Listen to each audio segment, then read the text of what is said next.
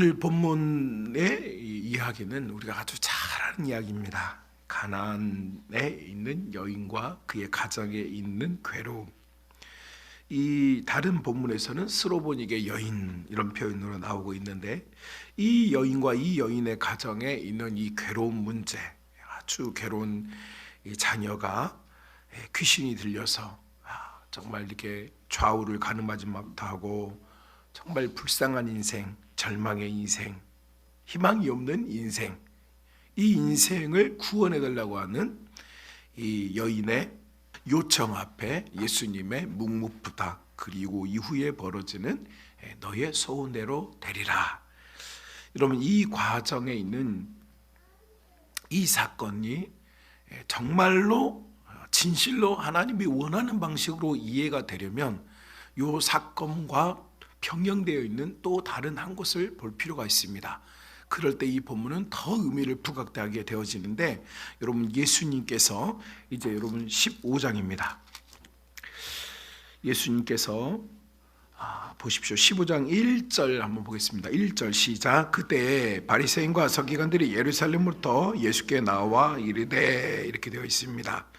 2절 당신의 제자들이 어찌하여 장로들의 전통을 범하나이까? 떡을 먹을 때 손을 씻지 아니하였나이다. 자, 이렇게 되어 있습니다. 바리새인과 서기관들, 소위 그 시대를 지배하고 있었던 기득권뿐만 아니라 유능하고 탁월하고 공부도 열심히 하고 재산도 많은 사람들, 사회적으로든 종교적으로든 소위 말해서 존경과 사람들로부터 관심을 받는 이 사람들이 15장 1절에 보면 예루살렘으로부터 왔다. 지금 예수님께서는 여러 지방을 순행하실 때 예루살렘으로부터 왔다. 다시 말하면 중심지, 사람들이 모여서 사람들이 힘을 발휘하는 사람들의 수도, 사람들의 결집된 에너지, 사람들이 맨파워를 만들어내는 곳, 그곳으로부터 왔다. 다시 말하면 이 바리새인과 서기관들의 파워의 근원은 어디에 있냐면 바로 사람들에게 있는 거예요. 사람들에게 사랑받고 사람들에게서 권세를 발휘하고 사람들과의 유기적인 관계 속에서 이 사람들의 가치가 드러나는 거죠. 여러분, 반에서 1등하는 사람은 왜 1등을 했습니까? 거기에 10명이 있으면 10명 중에 1등을 한 거고, 50명이 있었으면 50명 중에 1등한 거예요. 저희 자녀들이 다녔던 요 앞에 있는 우리 광주광역시 교육청의 교고지로 분류되어 있는 무학초등학교 전교생이 60명, 1학년부터 6학년까지 다 해서 60명, 그 중에 우리 아이가 1등을 했어. 그러면 전교 1등이야. 몇 명 중에?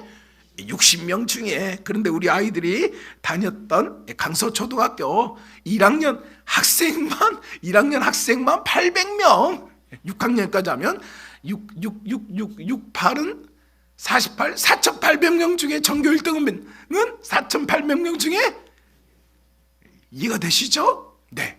여러분, 예루살렘으로부터 왔다라는 말은 사람들이 모여서 서로 인정하고 인정받는 사람들, 이 사람들 중에 바리새인들과 서기관들, 그 중에서도 잘나고 똑똑하고 유능해서 인정받는 이 사람들이 예수님께 왔는데, 이 사람들을 보면서 하시는 예수님의 말씀이 15장 8절에 기록되어 있습니다. 15장 8절 말씀 우리 같이 한번 읽어보겠습니다. 시작. 이 백성이 입술로는 나를 공경하되 마음은 내게서 멀도다. 아멘. 자, 여러분, 이것이 핵심입니다. 사람들 사이에 모여서 힘을 발휘하고 잘난 사람, 똑똑한 사람, 가진 사람, 그래서 우월성을 가진 사람들, 상대적으로 비교해 보았을 때 나는 저 사람보다 나아라는 생각을 가지고 있는 사람들, 교회 안에서도 나는 직분이 저 사람보다 높다라고 생각하는 사람들, 이런 사람들의 공통적인 특징이 뭐냐? 입술로는 너무너무 하나님을 공경해. 이 세상에서 말하는 거 보면 하나님 제일 사랑해. 그런데 문제는 뭐냐? 이 사람들의 가장 큰 문제는 마음은 하나님에게서, 이 주님에게서 멀어버려. 사람들에게서 드러난 사람들의 특징, 사람들에게서 존경과 사랑을 받는 사람들의 특징은 겉모습은 잘 꾸밀 수 있어요. 그러나 그 내면은 하나님 앞에 무릎을 꿇고 하나님에게 자기를 쳐서 복종하는 그런 모습이 아니라 늘 사람들 사이에서 우월 의식을 가지고 교만에 빠져서 하나님을 찾지 않는다는 것이죠. 자, 이런 부류의 사람들이 있는데 우리가 읽은 21절에 예수께서 거기서 나가서 거기서 나갔다는 말은 뭡니까? 예루살렘으로부터 왔던 바리새인과 서기관들, 사람들 사이에서 우월성을 가졌던 그 사람들과의 대화에서 예수님께서 나오셨다는 얘기예요. 잘난 척하는 사람들, 교만한 사람들, 하나님 찾지 않는 사람들, 찾긴 찾아, 입으로는 찾아, 교회는 몸뚱아리는 와 있어. 그런데 진짜 믿음이 없는 이 사람들에게서 예수님은 떠나오셔서 어디로 가셨느냐? 두로와 시돈, 외국인들 사는 지역에 예수님께서 가셨습니다. 그리고 그곳에서 한 가정을 만났는데 이 가정은 개로 여김을 받는 가정이에요. 여러분 우리가 알고 있듯이 26절에서 이 여성이 고백합니다. 저희는 개 같은 가정입니다. 저희는 사람들이 무시하는 가정입니다. 저희는 하나님과 사람 앞에서 존경과 사랑을 받지 못하는 그런 가정입니다. 인정합니다. 내 마음이 정말로 그렇습니다. 내 환경이, 내 삶이 정말로 그렇습니다.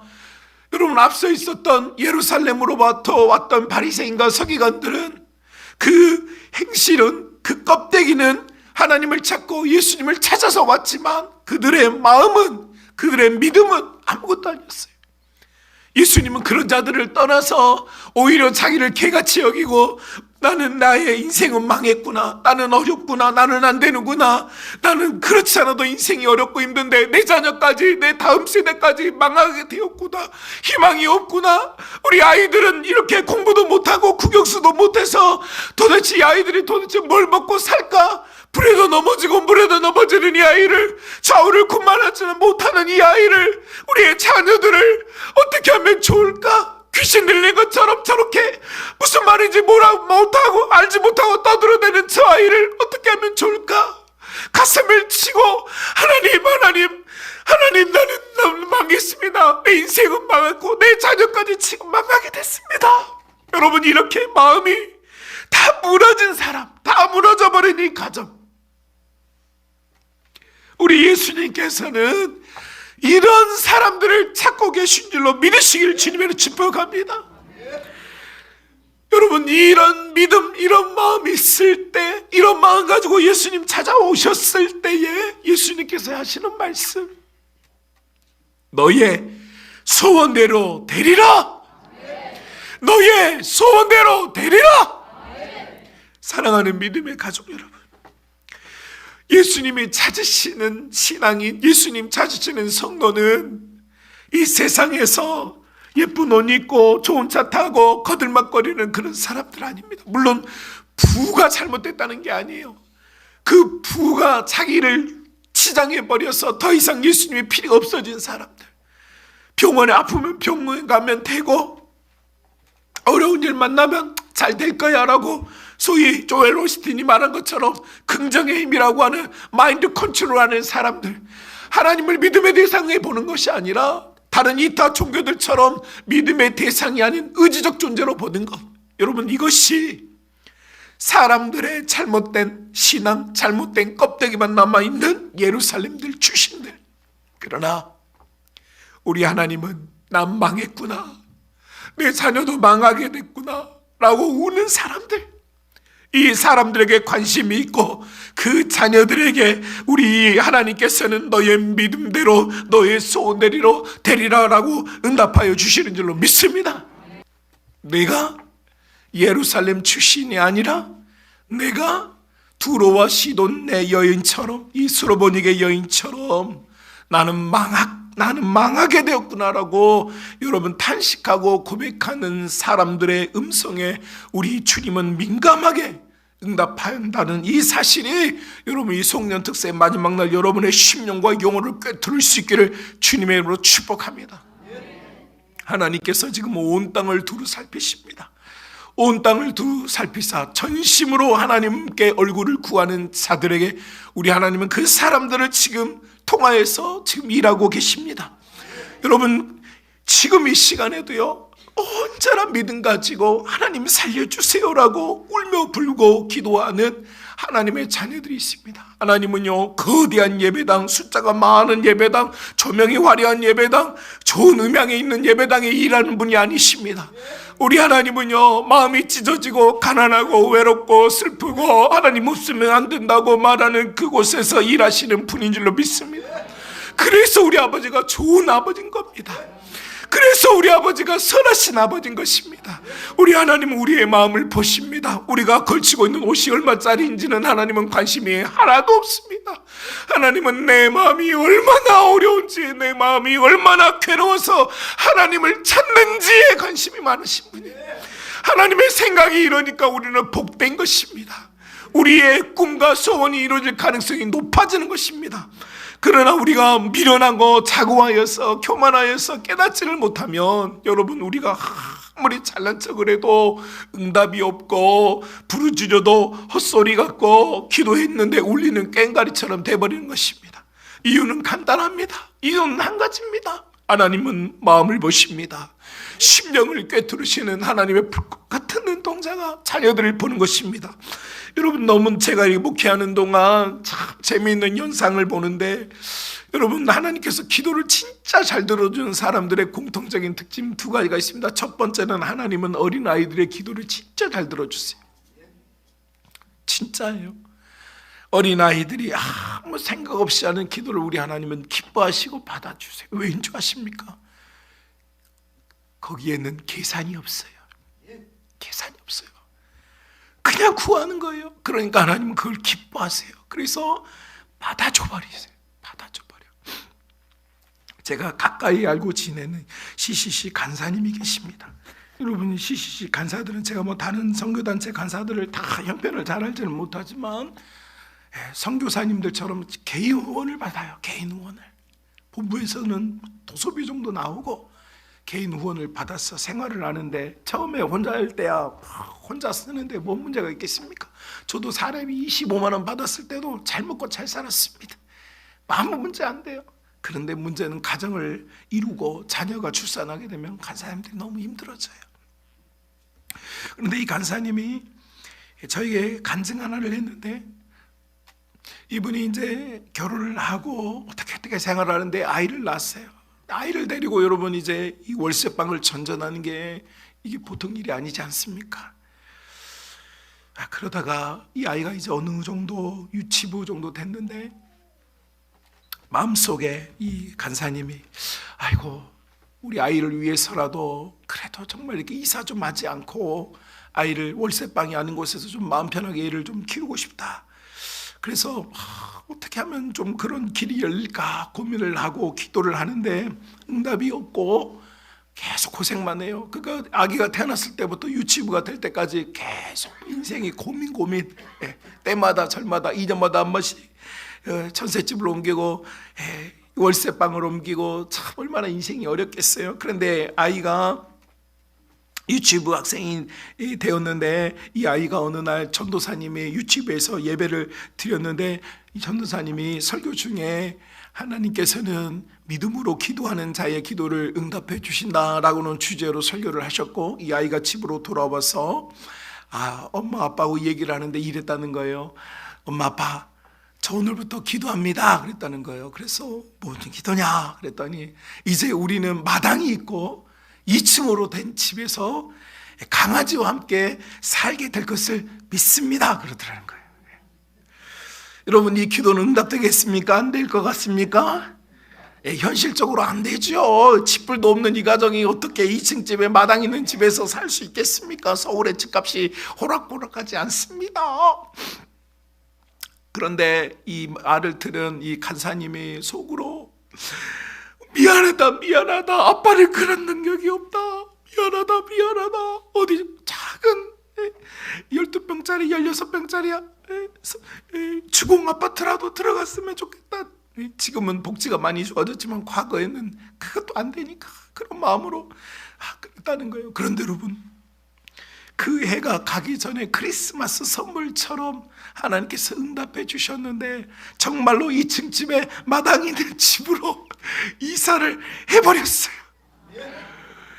여러분, 그 집의 주인이 교회 권사님 가정이신데 미국으로 들어가게 되시면서, 원래 이중 국적 가지신 분인데 한국에 들어와서 사업을 좀 하시다가 이제 사업을 정리하고 미국으로 들어가신데, 그 집에 사셨는데 그분들이 들어가면서 집을 매각을 할까 하다가 우연치 않게 그 간사님 가정이 집을 위해서 기도하고 있다는 이야기를 듣게 됐어요. 그래서 이 권사님 가정이 이 복음을 위하여 수고하시는 이 가정을 위하여서 우리가 집을 좀 렌트해 줍시다.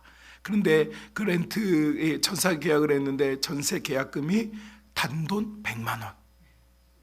근데 그렇게 쓰면 그게 법적으로 안 받아들여지는데 안 된대. 그게 100만 원 이런 건 안 된대. 그래서 쓰지도 않고 그냥 100만 원도 안 들고 그냥 소유권은 그 권사님 가정에 있지만 사실 때까지 사셔라. 이타 조건 없다. 이렇게 해서 그곳에 들어가 사셨고, 지금도 그 집에 살고 있습니다. 지금 몇 년째 살고 있느냐? 제가 이거 간증 준비하면서 헤아려 보니까 지금 14년째 그 집에 살고 있어요. 월세 100원도 안 내고 살아요 지금. 하나님께서는 어린아이들의 기도를 들어주세요. 왜? 계산 안 하니까. 계산 안 하는 믿음만큼 진짜 믿음이 없어요. 우리는 너무 다 변질돼가지고 뭐 말하는 순간 벌써 머릿속에 계산기가 주판이 따다다다다다다다 다 돼. 그러니까 하나님께서 주판 돌리는 놈은 좋아해 안 좋아해? 우리 하나님은요, 나보다 머리가 좋으신 분이야. 내가 주판 땡길 전부터 이 하나님께서는 다 알아. 사랑하는 믿음의 가족 여러분, 어린아이처럼 하나님께 구합시다. 두 번째, 하나님의 기도를 잘 들어주시는, 응답해 주시는 부류의 두 번째는 바로 새가족들이요. 새가족. 여기서 말하는 새가족은 교회를 옮기게 된 새가족을 말하는 것이 아니고, 예수님을 처음 믿게 된 새가족. 예수님을 처음 믿게 된 새가족은 있잖아요. 뭘 몰라. 그래서 뭐든지 그냥 성경에서, 교회에서, 목사님께서 가르치시는 대로 하는 거예요. 여러분, 정말 놀랍게도 새가족들이 기도하면 다 응답돼 버려요. 여기 있는 헌가족도 여러분 위로드립니다. 여러분도 새가족이 할 때는 하나님께서 다 들어주셨어요. 헌가족 여러분, 그러나 포기하지 마십시오. 마음이 새가족이 되면 됩니다. 마음이 새가족이 되면 돼요. 여러분, 제가 응답받는 분들의 공통적 특징을 보니까 기도 시간이 긴 사람의 기도를 응답하시는 분이 아니에요. 우리 하나님은. 물론 물량으로 우리 리스톤교회 박지훈 목사님 말씀하신 것처럼 기도를 때려박아라 라고 했을 때, 이 때려박는다는 것은 뭐냐면 정년되는 것처럼 때려박아서 순수해지도록 만드는 걸, 그것이 전제가 되는 거예요. 그냥 무조건 때려박는다고 되는 게 아니에요. 그런데 응답하시는 우리 하나님의 역사의 그 모든 순간에는 하나님이 가장 기뻐하는 게 뭐냐면 피어니즘, 순수성이에요. 순수성. 여러분이 오늘 이 성경에 나오는 이 여인도, 예루살렘에 온 사람들은 계산하고 자기를 꾸미고 이건 되겠다 이건 안 되겠다 다 생각하고 구하지만, 이 여인은 그게 없어요. 어차피 망한 인생, 더 이상 떨어질 데가 없어. 그러니까 하나님 보는 거예요. 그러면 우리 하나님께서 그 순수한 마음 보시고 너의 마음의 소원대로 응답하리라. 이것이 오늘 우리에게 알려주는 이 성경에 나와 있는 놀라운 응답의 비결입니다. 사랑하는 우리 믿음의 가족 여러분, 어떤 일들은 우리가 오랫동안 구하였어도 응답되지 않은 것을 통하여서 우리가 좌절할 때가 많습니다. 좌절하죠. 사실이죠. 자, 그러나 여러분, 응답하지 않으시는 것이 아니고 카이로스, 하나님의 시간표대로 지금 운행되고 있다는 사실 여러분 믿으시기 바랍니다. 믿으시기 바랍니다. 하나님께서는 지금 우리의 기도를 무시하는 게 아닙니다.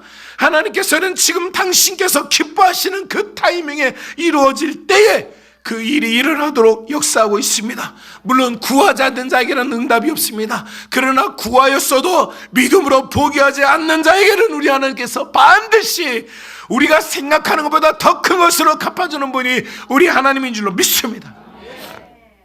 그렇기 때문에 우리는 절망할 필요가 없는 것입니다. 우리가 기뻐하는 것은 다른 것 있지 않습니다.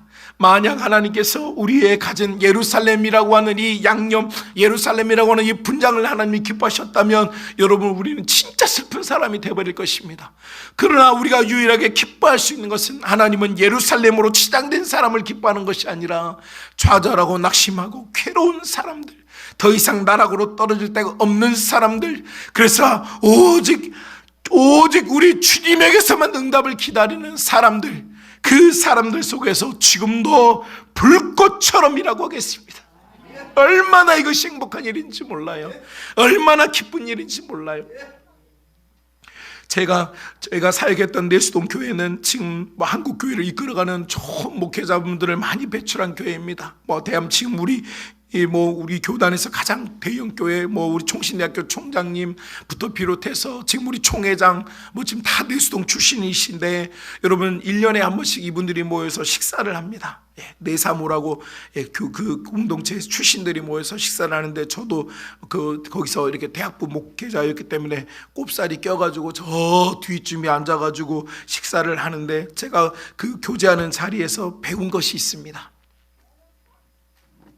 여러분, 그렇게 대형 교회, 또 이렇게 많은 사람들에게 존경받는 분들, 또 정말로 위대한 설교자들, 또 정말로 이렇게 능력이 있어서 소위 말해서 교회를 대형 교회로 만드신 분들, 이런 분들을 이렇게 이 발꿈치에서 그분들을 싹 보면서, 저분들은 도대체 무슨 복을 받았길래 저렇게 대형 교회 목사님이 되고 저렇게 설교도 잘하고 저렇게 뭔가 좀 이렇게 누가 봐도 참 잘 되는구나, 이런 생각이 드나 이렇게 싶어가지고, 제가 어린 마음에 이렇게 사모하는 마음으로 그들의 대화를 들여다보고 귀를 쫑긋 세우고 대가들의 대화를 들어보는데, 제가 그때 정말 구구절절하게 가슴에 딱 박혀가지고 지금도 자리 잡고 있는 메시지가 하나 있습니다. 여러분, 제가 그렇게 이렇게 성공한 목회자들을 뒤꿈치에서 보니까 그분들의 대화를 통해서 배운 것 한 가지입니다. 이분들이요, 진짜 어린애 같아요. 제가 깜짝 놀랐어요. 정말로 하나님께서는 순수한 사람을 좋아하는구나. 어린애 같아.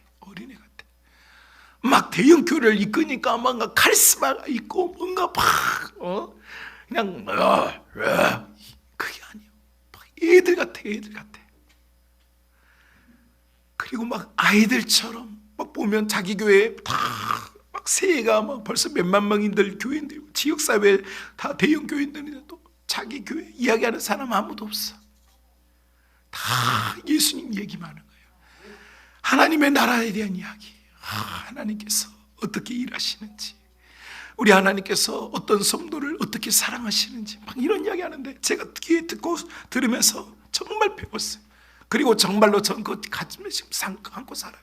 제 성품이 기질이 그걸 못 따라가기는 하지만, 믿음으로는 제가 하나님은 정말 순수한 자들을 사랑하시는구나, 그리고 순수한 사람을 통하여서 교회를 운영하시는구나. 하나님께서는 죽어가는 영혼 살릴 때 힘있고 능력있고 카리스마 있는 종들이 아니라 순수한 복음을 전할 수 있는 종들에게 영혼을 맡기시는구나. 여러분, 우리의 응답도 바로 저는 여기에 있다고 봅니다. 여러분, 이 여인이 처한 상황이 이 문제의 키워드가 아닙니다. 이 여인이 처해 있는 어려움이 있었기 때문에 하나님께서 어려움을 대처해 주신 게 아닙니다. 환경이나 문제 때문이 아니고, 그녀가 가지고 있는 이 순수함, 내가 처해 있는 상황 자체가 나를 어렵게 만드는 것이 아니라 내 영혼이 가지고 있는 본질의 순수함, 이것이 있을 때, 여러분 27절 보십시오. 이 말씀이 그것을 증명합니다. 27절 같이 읽어봅시다. 시작. 여자가 이르되 주여 옳소이다, 이렇게 말합니다. 여러분, 뒤에 사족을 붙이기는 합니다만 이 여인이 뭐라고 말합니까? 당신이 옳습니다. 당신이 옳습니다. 항상 우리 예수님은 옳습니다. 예수님만이 정답입니다. 우리는 많은 이유를 붙이고 싶지만 그 많은 이유를 다 떼내고 예수님에만 남으면 됩니다. 그 순수함이 응답으로 이어집니다. 여러분, 우리가 사흘 동안 열리는 기도회, 풀리는 기도회 드렸습니다. 오늘 함께 마지막 응답받는 기도회로 우리의 착시도 함께 소리 모아서 같이 기도할 것인데, 지금 내 마음에, 여러분, 내 마음에 하나님을 믿는 순수한 믿음이면 됩니다. 여러분, 이렇게 생각해 봅시다. 저도 대학교 1학년 때 아르바이트로 붕어빵 장사를 해본 적이 있는데, 우리 대학생들 혹시 아르바이트 할 일 있다면 붕어빵 장사는 하지 마세요. 발만 시렵고 남는 건 없습니다. 지금은 붕어빵이 그렇게 비싸지만 옛날에 제가 붕어빵 장사할 때는 10개에 1,000원이었어요. 93년도. 나는 그래서 붕어빵 장사하시는 분들 보면 벌써 짠해요. 지나가면 짠해. 그런데 어떤 분이 붕어빵 장사를 하시는데, 오늘 우리 가족을 먹일 수 있는 일당만 벌게 해주세요 라고 기도했다고 칩시다. 또 중견기업을 이끌고 있는 어떤 분이, 하나님 올해 우리 회사 매출 100억만 되게 해주십시오. 그래야 우리 회사 식구들도 먹여 살리고 저도 조금 가져가서 우리 가정도 운영도 하고 또 우리 회사가 또 사회나 또 좋은 일도 하지 않겠습니까? 라고 기도를 했다고 칩시다. 자, 여러분, 하나님께서는 붕어빵 장사의 기도를 들어주시겠습니까? 100억 매출을 기도하는 분의 사장님의 기도를 들어주시겠습니까?